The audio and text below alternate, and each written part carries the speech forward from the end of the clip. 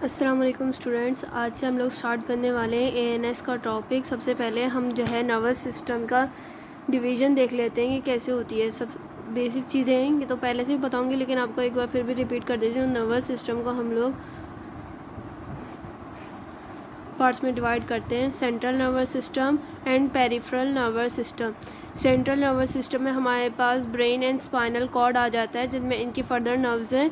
अभी हम peripheral nervous system की बात करें। पेरिफेरल नर्वस सिस्टम में हमारे पास ऑटोनॉमिक नर्वस सिस्टम और सोमैटिक नर्वस सिस्टम आ जाता है। ऑटोनॉमिक नर्वस सिस्टम जिसका टॉपिक हम लोग स्टार्ट करने वाले। ऑटोनॉमिक नर्वस सिस्टम को फर्दर 2 पार्ट्स में डिवाइड किया जाता है, sympathetic nervous system and the parasympathetic, sympathetic and the parasympathetic। पहले हम पैरासिम्पैथेटिक ड्रग्स के बारे में पढ़ने वाले, जिनको हम कोलिनर्जिक ड्रग्स भी कहते हैं। इससे पहले कि हम इसकी थोड़ी इंट्रोडक्शन देख लेते हैं, सबसे पहले हम एसिटाइल कोलिन की फॉर्मेशन देख लेते हैं और ट्रांसमिशन देख लेते हैं। कुछ इंट्रोडक्शन देख लेते हैं, उसके बाद हम ड्रग्स पे आएंगे। सबसे पहले हम यहाँ पे एसिटाइल कोलिन की फॉर्मेशन देख लेते हैं, क्योंकि ये मेन न्यूरोट्रांसमीटर है जो कि हमारे पास पैरासिम्पैथेटिक नर्वस सिस्टम में होता है।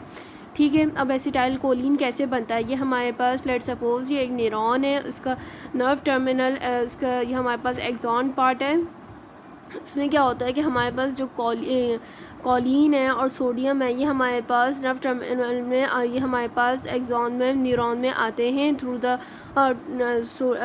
सोडियम कॉलिन ट्रांसपोर्ट चैनल के ज़रिए। कॉलिन और सोडियम, कॉलिन जो है फिर हमारे पास एसिटाइल को एंजाइम ए के साथ रिएक्ट करके एसिटाइल कोलिन फॉर्म करता है। अब ये एसिटाइल कोलिन जो है हमारे पास, ये वेसिकल्स में अपटेक होते हैं।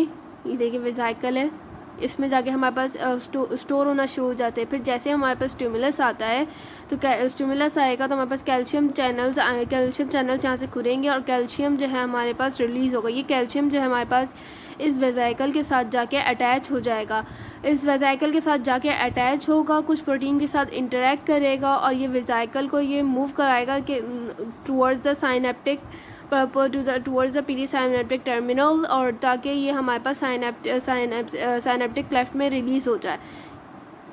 साइनेप्टिक वेसिकल हमारे पास साइनेप्टिक क्लेफ्ट की तरफ आया और यहाँ से हमारे पास एसिटाइल कोलिन रिलीज़ कर दिया। अब ये एसिटाइल कोलिन जो है कहाँ जाएगा, कुछ हमारे पास रिसेप्टर्स जो है प्री साइनेप्टिक रिसेप्टर्स यहाँ प्रेजेंट होते हैं इसी नर्व टर्मिनल में। कुछ एसिटाइल कोलिन वहाँ जाके बाइंड हो जाएगा और कुछ जो हमारे पास कोई और मेम्ब्रेन मोटर एंड प्लेट पे जाके अटैच हो जाएगा, वहाँ पे इंट्रासेलुलर रिस्पॉन्स क्रिएट करेगा। ठीक है, अब जो ये एसिटाइल कोलिन है हमारे पास, ये क्या करता है कि एसिटाइल कोलिन तो रिलीज़ हो गया साइनेप्टिक क्लेफ्ट में, ये टूटता भी एसिटाइल कोलिन ईस्ट्रेज एंजाइम के ज़रिए एसिटाइल कोलिन एसीटेट पार्ट और कोलिन पार्ट में टूट जाता है। ये कोलिन जो है हमारे पास फिर रिसाइकल हो जाता है।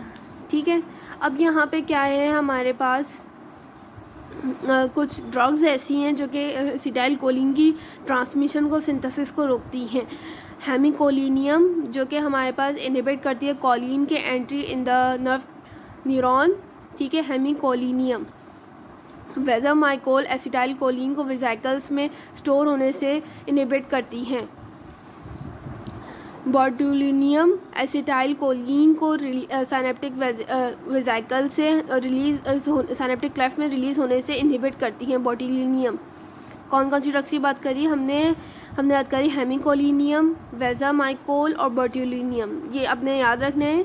ये स्टेप्स एक दफ़ा हम फिर देख लेते हैं। Synthesis of the acetylcholine, uptake into the storage vesicle, release of the neurotransmitter, binding to the receptors, degradation of the acetylcholine and the choline इनकी हमारे पास रिसाइकलिंग। ठीक है, ये तो हमने बात कर ली इसके एसिटाइल कोलिन की ट्रांसमिशन की, सिंथेसिस की।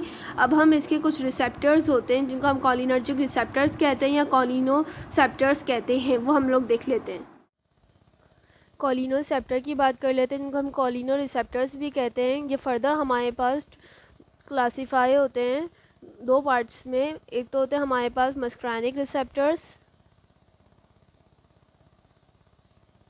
और दूसरे होते हैं हमारे पास निकोटिनिक रिसेप्टर्स।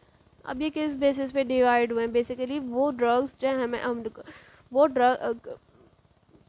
वो ड्रग्स जाके हमारे पास मुस्करानिक रिसेप्टर्स पे आके लगेंगे, हम मुस्करानिक रिसेप्टर्स कह रहे हैं। अब वो कौन सी ड्रग्स, या तो वो मुस्करानिक ड्रग्स होंगी, या अल्कोलॉइड्स होंगे, या तो वो एसिटाइल कोलिन होंगी, ठीक है।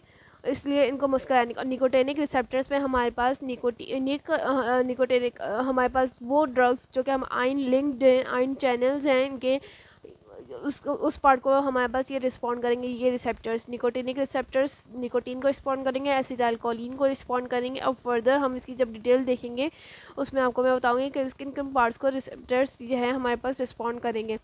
अब हमारे पास ये जो मस्करानिक रिसेप्टर्स हैं ये इसकी फर्दर हमारे पास ये डिवाइडेड हैं 5 पार्ट्स में, M1, M2, M3, M4 and M5, लेकिन मेनली हम लोग बात करते हैं सिर्फ 3 रिसेप्टर्स की, M1, M2 एंड M3।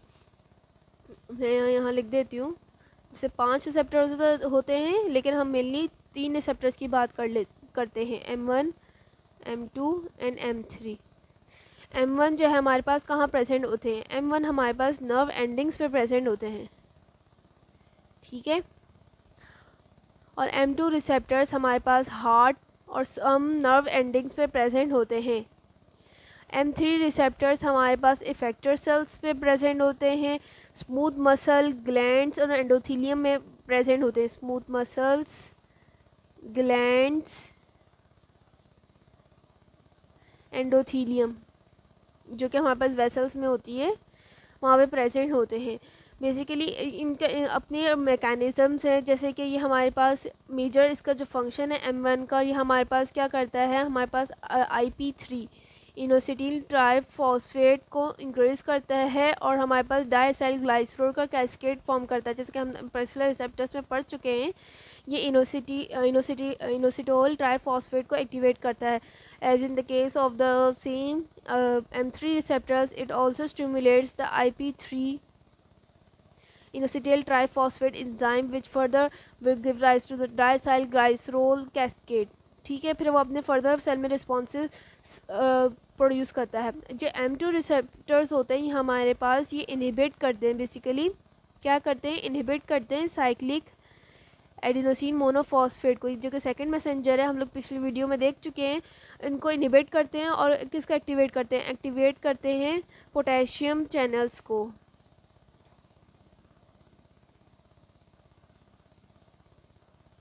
ठीक है।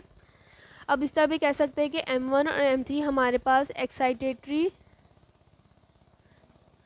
रिसेप्टर्स हैं, जबकि जो M2 है हमारे पास वह इनहिबिटरी रिसेप्टर है, ठीक है। ये तो हमने मस्कैनिक रिसेप्टर्स की बात कर ली। अब निकोटिनिक रिसेप्टर्स, निकोटिनिक रिसेप्टर्स होते ही हमारे पास 2 हैं, NN और NM। NN इसको N1 भी कह सकते हैं और इसको NM को N2 भी कह सकते हैं।